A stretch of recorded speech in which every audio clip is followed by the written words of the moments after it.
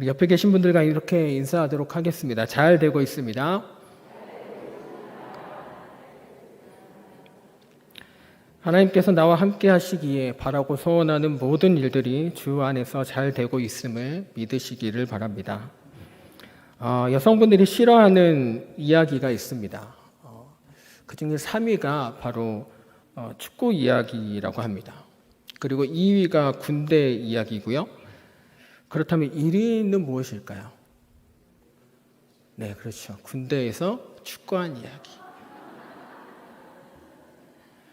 그래서 제가 아직까지 연애를 못하나 봅니다. 왜냐하면 지금부터 여자들이 싫어하는 축구 이야기를 할 거거든요. 지난주 토요일에 있었던 대한민국과 일본과의 아시안 축구 게임 결승전에서 우리나라가 2대1로 승리하며 금메달을 획득하게 되었습니다. 우리나라가 결승까지 올라가는 과정에서 우즈베키스탄이라는 나라를 준결승전에서 만나게 되었는데요. 이 우즈벡 선수들이 거친 몸싸움을 하며 파울성 플레이를 했지만 심판은 아무런 제재를 가하지 않았다고 합니다. 그래서 이를 두고 많은 사람들이 이야기합니다. 저렇게 심한 파울이면 경고를 줘야 하지 않나? 혹시 주심이 경고 카드를 집에 놓고 깜빡하고 왔나 보다. 등등 경기 진행에 대한 비난의 목소리가 컸습니다. 주심이 거친 플레이를 하는 선수에게 경고 카드를 아꼈음에도 불구하고 이 경기에서는 우즈베키스탄 선수가 퇴장을 당하는 일이 있었는데요. 반칙을 하는 순간에 대한민국 선수가 주심에게 다가와서 손가락 2개를 펼쳐 보이면서 이 선수는 이전에도 거친 파울로 인해서 경고를 하나 받았는데 이번 이 거친 파울도 경고를 하나 더 줘서 퇴장을 시켜야 합니다. 라고 하는 그런 제스처로 심판에게 어필을 합니다. 그래서 그 결과 반칙을 한 선수는 경고를 2장을 받아서 퇴장을 당하게 되었는데요. 이렇게 반칙을 저지른 행위의 정도에 따라서 구두로 경고를 주느냐, 아니면 카드로 경고를 주느냐, 아니면 다이렉트로 퇴장을 주느냐로 나누어지게 됩니다. 동일한 방법으로 다른 스포츠 경기에서도 반칙의 정도에 따라서 심판의 판정이 내려지게 되는데요. 또한 스포츠 경기가 아닌 사회에서도요, 어떤 사건이 발생하게 되면 역시 그 사건의 크기에 따라서, 그 정도에 따라서 처벌의 수위가 결정이 됩니다. 작게는 벌금형에서부터 크게는 무기징역에 이르기까지 범죄를 저지른 죄의 크기가 큰지 작은지에 따라서 세상이 정해놓은 법을 기준으로 그에 대한 처벌을 받게 된다는 것입니다. 이에 더해서 우리는 하나님 나라의 법을 지키며 살아가는 사람들입니다. 그런데 세상과는 반대로 하나님께서는 우리가 지은 죄의 크기에 따라서 심판하는 분이 아니십니다. 세상은 그 죄의 정도에 따라서 벌을 주지만 하나님께서는 우리가 지은 죄의 크기에 상관없이 우리를 심판하는 분이시라는 것입니다. 큰 죄를 지었기 때문에 큰 벌을 주시고 작은 죄를 지었기 때문에 비교적 약한 벌을 주시는 분이 절대 아니시라는 것입니다. 만약에 그랬다면 지옥도 종류별로 나누어져 있었을 것입니다. 작은 죄를 지은 사람들이 가는 지옥, 중간 죄를 지은 사람들이 가는 지옥, 큰 죄를 지은 사람들이 가는 지옥. 그러나 우리가 잘 알고 있듯이 지옥은 하나뿐입니다. 마찬가지로 천국도 역시 하나뿐인 것입니다. 요한복음 8장 말씀에는 간음한 여인에 대해서 기록하고 있습니다. 자, 간음을 했습니다. 그러면 이것이 큰 죄입니까? 작은 죄입니까? 네, 제가 이렇게 말하고 나니까 대답을 못 하시는데요. 사람들은 살인이나 강도나 강간이나 간음죄 등을 큰 죄라고 이야기하고 거짓이나 사기 같은 이런 죄악은 작고 경미한 것으로 구별합니다. 이 기준에서 본다면 간음한 여인은 큰 죄를 저지른 것입니다. 그곳에 모인 사람들은 신명기 22장 24절 말씀에 근거하여 간음한 자들을 돌로 쳐 죽일 준비를 하는데요. 이때 예수님께서 이렇게 말씀하십니다. 너희 중에 죄 없는 자가 돌로 쳐라. 그러자 사람들은 손에 쥐고 있던 돌을 땅에 내려놓고 하나둘씩 자리를 떠나게 됩니다. 만약 예수님께서 너희 중에 이 여자가 지은 큰 죄인 간음죄를 짓지 않은 사람이 있다면 돌로 쳐라, 이렇게 말씀하셨다면 여인은 즉시 돌에 맞아 죽었을 것입니다. 그러나 예수님께서는 너희 중에 죄 없는 자가 돌로 치라고 말씀하십니다. 무슨 말이겠습니까? 큰 죄와 작은 죄의 구별이 없다는 것입니다. 예수님께서 보실 때는 큰 죄나 작은 죄나 다 똑같은 죄일 뿐이라는 것이죠. 때문에 우리는 오늘 말씀의 제목처럼 작은 죄도 크게 볼 줄 알아야 합니다. 작은 죄와 큰 죄를 스스로 구별하면서 나 자신에게 면죄부를 주기도 하고, 또 때로는 이 정도는 괜찮아 라고 스스로 판단하기에 과하지 않은 적당한 선에서 계속해서 죄를 지어가며 하나님의 마음을 아프게 하는 그러한 행동을 이제는 멈춰야 한다라고 하는 것입니다. 민수기 31장에 보시면요, 이스라엘이 미디안과의 전쟁에서 승리한 말씀에 대해서 기록하고 있습니다. 이 전쟁에서 승리한 이스라엘은 미디안에 있는 모든 성을 불태우고 그곳에 있는 사람들과 가축들을 비롯해서 전리품을 가지고 이스라엘로 복귀하게 됩니다. 미디안과의 전쟁에서 대승을 거두고 돌아온 이들은 열렬한 환영식을 기대했지만 돌아오는 것은 책망이었습니다. 말씀을 보면서 화면을 보면서 우리가 민수기 31장 14절로 15절까지의 말씀을 함께 읽어보도록 하겠습니다. 시작. 모세가 군대 지휘관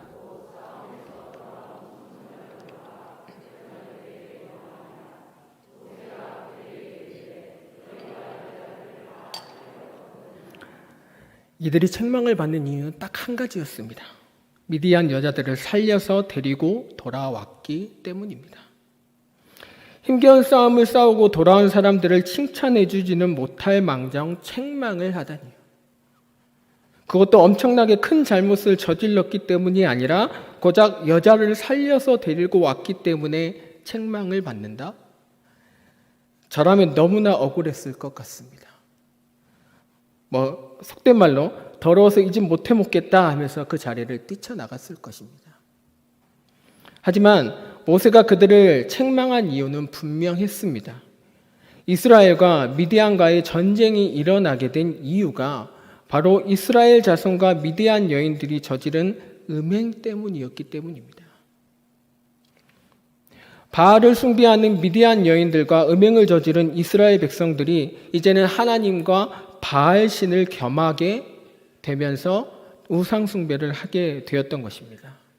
그 일로 하나님께서 진노하셨고 진노의 결과 이스라엘의 전염병이 퍼지게 됩니다.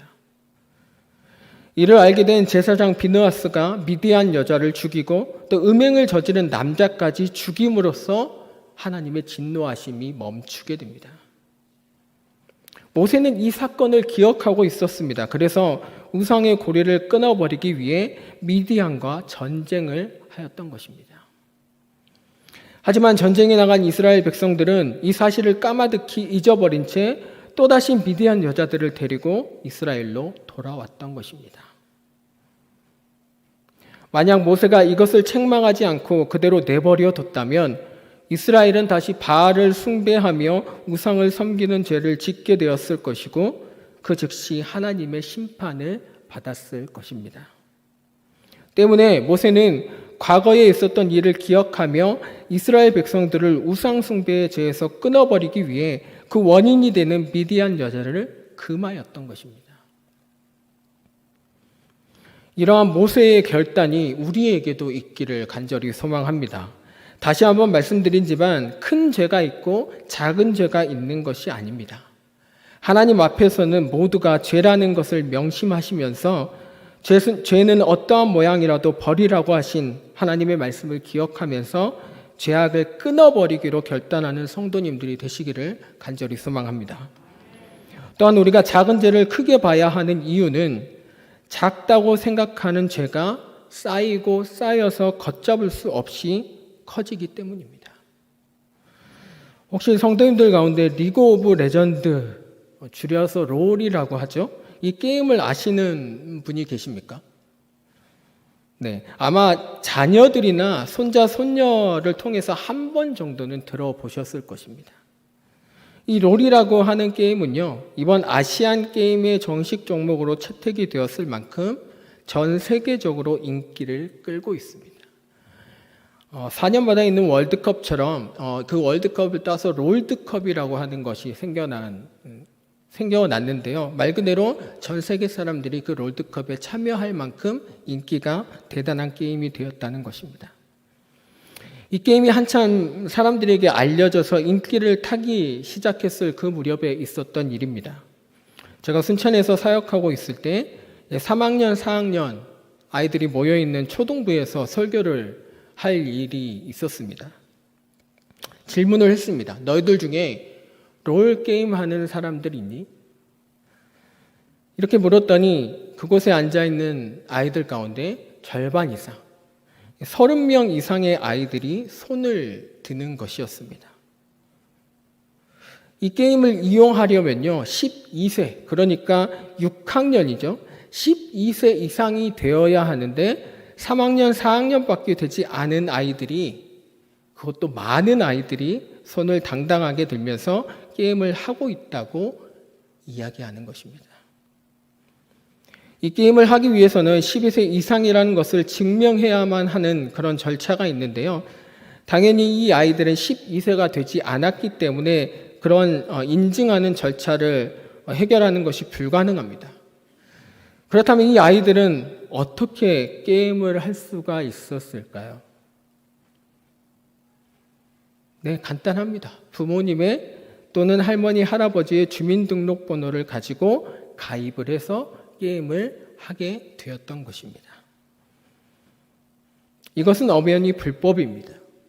하지만 그 당시에는, 그리고 지금도 많은 사람들이 이를 대수롭지 않게 여기고 있습니다. 게임을 한다고 손을 들었던 아이들 역시 마찬가지였을 것입니다. 이유가 있기 때문에 연령 제한을 두었던 것인데 그것을 가볍게 무시하고 부모님의 정보를 빌려서 하지 말아야 할 게임을 하게 된 것입니다. 제가 예배를 마치고 돌아가는 길에 초등부서 선생님 한 분이 저를 붙잡고 이야기하셨습니다. 우리 아들이 게임을 하고 싶다고 해서 하도 때를 써서 제가 주민등록번호를 알려주었는데요.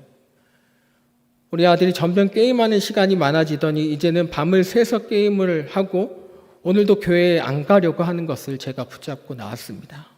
어떻게 하면 좋을까요? 제가 뭐라고 대답을 했을까요? 돌려서 말하지 않고요, 직접적으로 말씀드렸습니다. 집사님께서 주민등록번호를 알려주시는 순간부터 아이가 불법을 행해도 된다고 동조하신 것입니다. 이렇게 하나씩 풀어주다 보면 나중에는 불법을 행하는 일이 아주 자연스러울 것입니다. 이제 집으로 돌아가시면 아이와 이 문제에 대해서 다시 한번 이야기해 보십시오.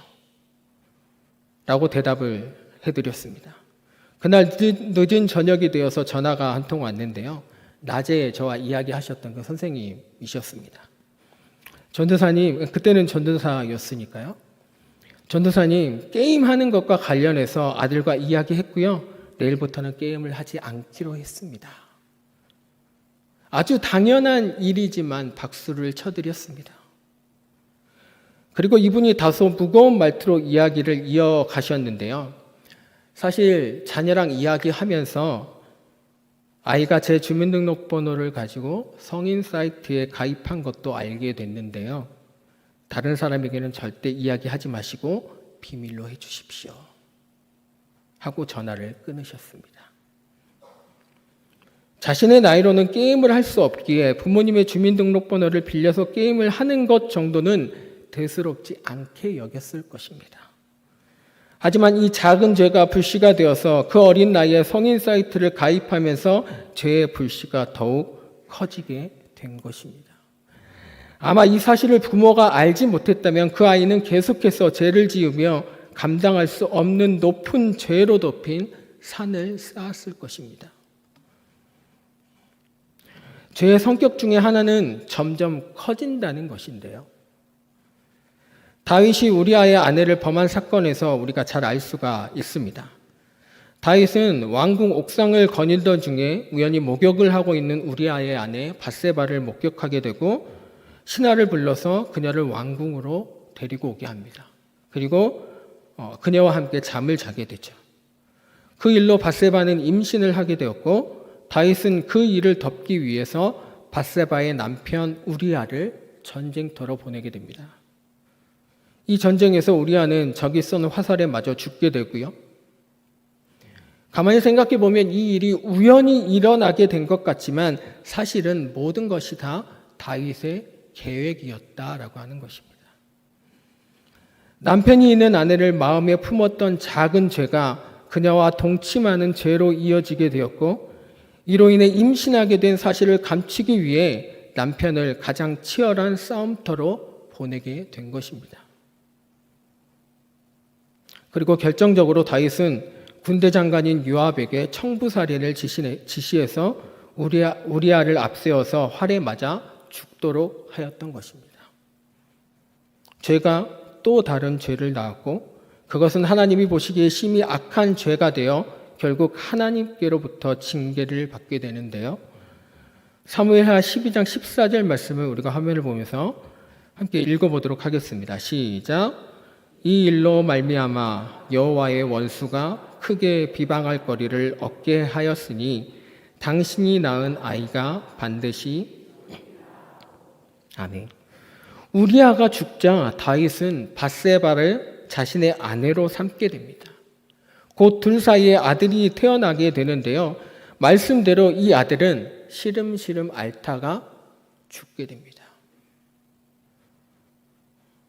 또 하나님께서는 밧세바를 범하고 그의 남편을 죽인 죄의 대가로 다윗에게 칼이 내 집에 영원히 떠나지 않을 것이라 말씀하시는데요.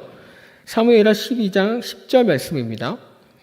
이제 내가 나를 업신여기고 햇사람 우리아의 아내를 빼앗아 내 아내로 삼았은즉 칼이 내 집에서 영원토록 떠나지 아니하리라 하셨고 칼이 내 집에서 영원토록 떠나지 않겠다는 말씀은 곧 그의 아들 압살롬이 칼을 들고 폭동을 일으켜 아버지 다윗에게 반역을 일으키고요. 그래서 나라를 빼앗기는 결과로 나타나게 되는 것입니다. 별거 아닌 작은 것이라고 생각했던 죄가 커지고 더 커져서 결국에는 생명을 앗아가고 또 하나님께서는 큰 벌을 내리시는 악한 죄가 된 것을 다윗을 통해 보면서 나에게도 하나씩 쌓여가고 있는 죄가 있다면 어서 빨리 그 죄를 주님께 자복하고 용서를 구하실 수 있기를 바랍니다. 점점 쌓여가고 있는 죄로 인해서 하나님의 마음을 아프게 하고 결국에는 화를 얻게 될까 두려운 마음이 나에게 있다면 하나님 앞에서 철저하게 회개하실 수 있기를 바랍니다. 사실 율법대로라면 다윗은 죽었어야 하는 게 맞지만 하나님께서는 마음을 다해 진심으로 회개하는 다윗에게 은혜를 베푸셔서 그를 살려주셨습니다. 이것을 기억하시면서 하루속히 주님께로 나아가서 회개를 통해 은혜를 베푸시는 하나님을 경험하시는 성도님들이 되시기를 간절히 소망합니다. C.S. 루이스라고 하는 사람이 쓴 스크루테이프의 편지라는 책에 이런 내용이 담겨 있습니다. 계급이 높은 악마인 스크루테이프가 자신의 조카인 웜우드에게 인간을 넘어뜨릴 수 있는 간교한 유혹에 대해서 이렇게 설명합니다. 큰 죄를 짓게 하지 마라. 큰 죄를 짓게 하지 말고 사소한 죄를 반복해서 짓게 하라. 이어서 악마 스크루테이프는 이야기합니다. 너의 가장 중요한 임무는 사람이 하나님과 분리되도록 만드는 것이다. 죄가 얼마나 사소한 것인지는 중요하지 않다. 아무리 사소한 죄라도 그것들이 자꾸 쌓이면 사람은 빛으로부터 멀어지게 되고 공허함 속으로 들어가게 되어 있다. 사람들을 지옥으로 보내기에 가장 좋은 방법이 무엇인지 아느냐? 그것은 바로 서서히 죄를 짓게 만드는 것이다. 갑작스러운 전환점도 없이 획기적인 사건도 없이 뚜렷한 길잡이도 없이 완만한 경사에서 가벼운 발걸음으로 죄에 차곡차곡 들어가게 하는 것이다. 이것이 우리가 작은 죄도 크게 보아야 하는 이유인 것입니다. 우리는 종종 내가 생각하는 그 판단으로 나의 죄의 크기를 판단하려고 할 때가 있는데요. 그러나 그것이 작든 크든 하나님 앞에서는 다 죄라고 하는 사실을 기억하시기를 바랍니다. 작은 겨자씨만한 믿음이지만 크게 보기를 원하는 마음이 나에게 있다면 나에게 있는 작은 죄도 역시 큰 것으로 여기며 어떠한 죄도 멀리하는 우리 모두가 될 수 있기를 간절히 소망합니다. 말씀을 마치겠습니다. 오늘 읽지는 않았지만 요한일서 3장 9절 말씀에 이렇게 기록하고 있습니다. 하나님께로부터 난 자마다 죄를 짓지 아니하나니 이는 하나님의 씨가 그의 속에 거하며 그도 범죄하지 못하는 것은 하나님께로부터 났음이라. 아멘. 죄사함의 은혜를 입은 우리 모두는 하나님께로부터 난 사람들입니다. 하나님께로부터 난 사람들에게는 하나님의 씨가 그 속에 거하기 때문에 죄를 지을 수도 없고 지어서도 안 되는 것입니다. 하나님께서는 우리를 너무나도 사랑하셨기 때문에 하나밖에 없는 독생자 예수 그리스도를 희생시킴으로 우리의 모든 죄를 사하여 주셨습니다.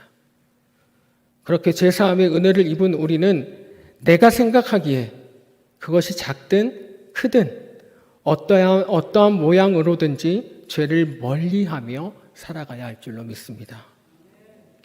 죄가 내 안에 들어와서 나를 죄악의 종으로 살아가지 않게 그것을 끊어버릴 수 있는 성도님들이 되시기를 간절히 소망합니다.